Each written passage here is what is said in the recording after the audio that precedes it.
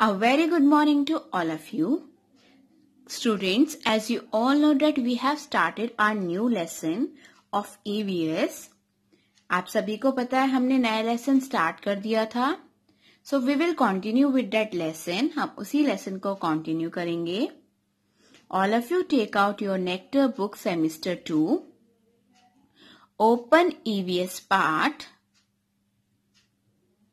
and open lesson number 6. That is air and water. हवा और पानी.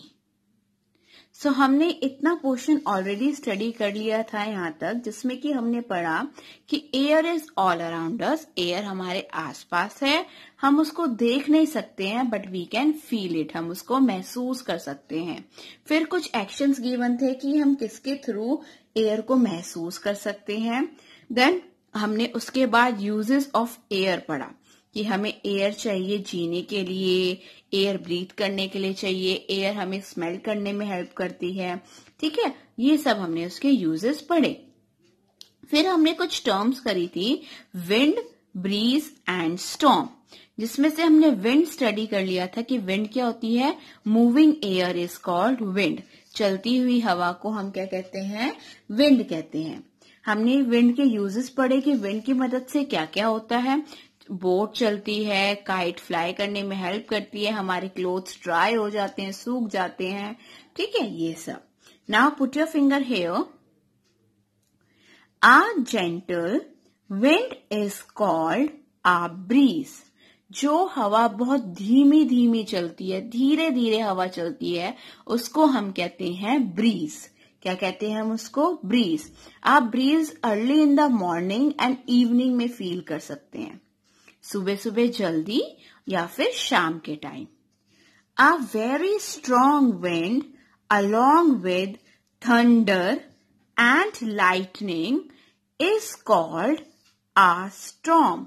अब इन्होंने क्या हमने पढ़ा था, स्टॉर्म को क्या कहते हैं, तूफान. तो उन्होंने यही बोला है, जो बहुत स्ट्रॉन्ग विंड होती है, बहुत तेज हवा चलती है, जब बिजली भी कड़कती है. लाइटनिंग मीन्स होता है बिजली. और थंडर क्या होता है, थंडर होता है जब गरजने की आवाज आती है ना, तेज तेज, वो होता है थंडर.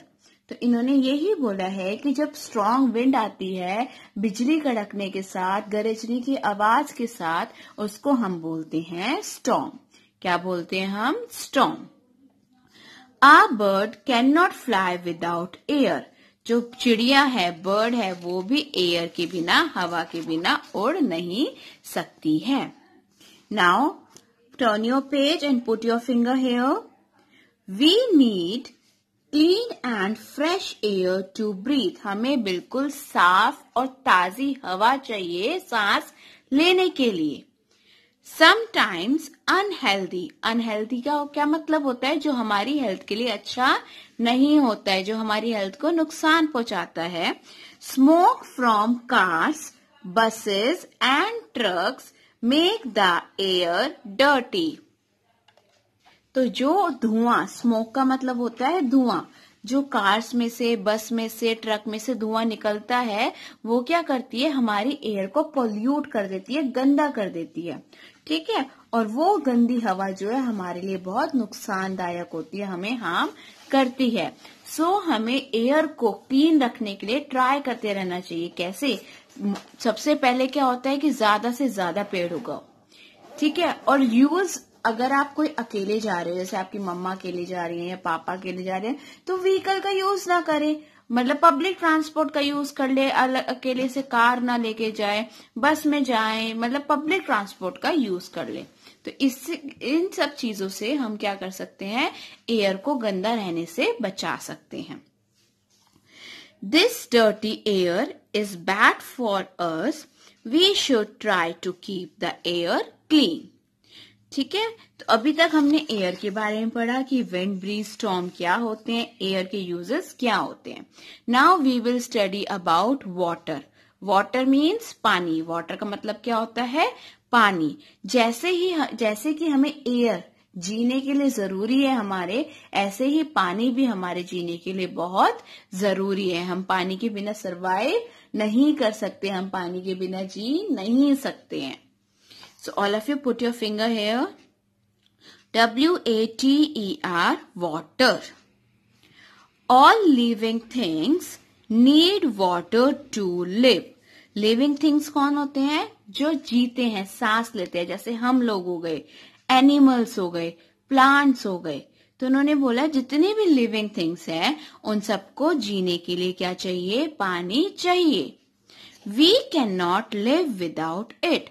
हम उसके बिना नहीं रह सकते हैं. विदाउट मतलब उसके बिना. चलिए अब हम यूजेस ऑफ वाटर पढ़ते हैं. नंबर 1, सबसे पहला यूज क्या है? अच्छा आप खुद ही देखो किस किस के यूज होता है. पानी ड्रिंक करने के लिए यूज होता है, पीने के लिए, वॉश करने के लिए यूज, यूटेंसिल्स वॉश करते हैं. यूटेंसिल्स होते हैं बर्तन. क्लॉथ्स वॉश करते हैं, कपड़े धोते हैं. कुकिंग, मम्मा खाना बनाती है उसके लिए यूज होता है. सफाई करती हैं उसके लिए यूज होता है. आपके नहाने के लिए यूज होता है. ठीक है. अगर आपने प्लांट्स उगाए हैं तो प्लांट्स को वाटर देने के लिए यूज होता है. ठीक है. तो ये सब क्या है? यूजेस ऑफ वाटर है. Put your finger here. We need water to. हमें पानी किस किस के लिए जरूरत है? ड्रिंक. ड्रिंक मीन्स पीने के लिए. Wash and Beth. Beth means स्नान करने के लिए, नहाने के लिए. हम इसको बाथ रीड नहीं करेंगे, BATHE, बेथ. तो पीने के लिए, वॉश करने के लिए और नहाने के लिए. Water is also used for washing clothes. कपड़े धोने के लिए, कुकिंग करने के लिए. मम्मा सब्जी बनाती है, वेजिटेबल बनाती है, कुछ भी बनाती है, उसमें वाटर यूज होता है. एंड क्लीनिंग के लिए, साफ सफाई के लिए. A farmer needs water to grow crops. आप सभी को पता है फार्मर कौन होता है? फार्मर होता है किसान जो कि फसल उगाता है.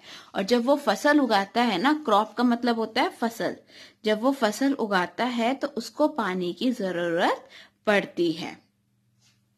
We need water to grow plants in a garden. अगर आपने टेरेस पे, छत पे भी प्लांट्स उगाए हुए हैं या गार्डन है आपके घर पे, तो उसके लिए भी क्या होता है? पानी चाहिए होता है. ओके. तो हमने अभी क्या स्टडी करा? Uses of water. तो देखिए वाटर कितना जरूरी है. We can not survive without water. हम वाटर के बिना जी नहीं सकते. अब हमने यूजेस तो पढ़ लिए, लेकिन ये पानी आता कहाँ से है? अब हम वो पढ़ने वाले हैं. WHERE, where do we get water from? कि हमें पानी कहाँ से मिलता है. सोर्सेज ऑफ वाटर, की पानी कहाँ कहाँ से आता है. सबसे इम्पोर्टेंट जो है वो है आपकी रेन. जो मेन सोर्स है जहां से पानी आता है वो है आपकी बारिश. ठीक है. चलिए let's study. We get water from. हमें पानी कहाँ से मिलता है? रेन. रेन बारिश. RIVERS, rivers. रिवर्स क्या होती है? नदियां. पॉन्ड्स, तालाब. LAKES, लेक्स, झील. SPRINGS, springs. स्प्रिंग्स होते हैं जो छोटे छोटे फाउंटेन होते हैं ना, छोटे छोटे झरने होते हैं, वो होते हैं स्प्रिंग्स. And waterfalls. वाटरफॉल्स क्या होता है? जो बड़ा झरना, जैसे ये आपको पिक्चर में दिखाया हुआ है ना, ये होता है वाटरफॉल. तो अब इन्होंने क्या क्या बताया? कहाँ से मिलता है पानी हमें? Rain, rivers, ponds, lakes. Lakes होती है झील. पॉन्ड होते हैं तालाब. रिवर्स होती है नदियां. ठीक है. रेन यून लो बारिश. वाटरफॉल झरना. और स्प्रिंग को हम फाउंटेन कह सकते हैं या फिर छोटा झरना भी कह सकते हैं. ठीक है.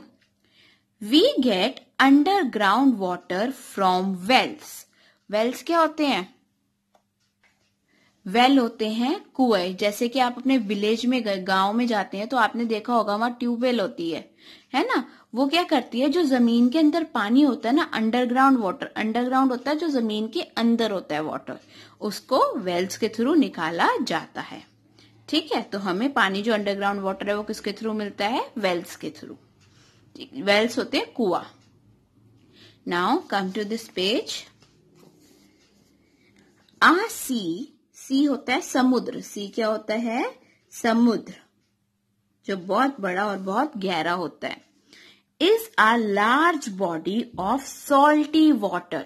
सॉल्टी वाटर का मतलब होता है नमकीन पानी। सॉल्टी वाटर क्या होता है? नमकीन पानी। We can not use this water for drinking.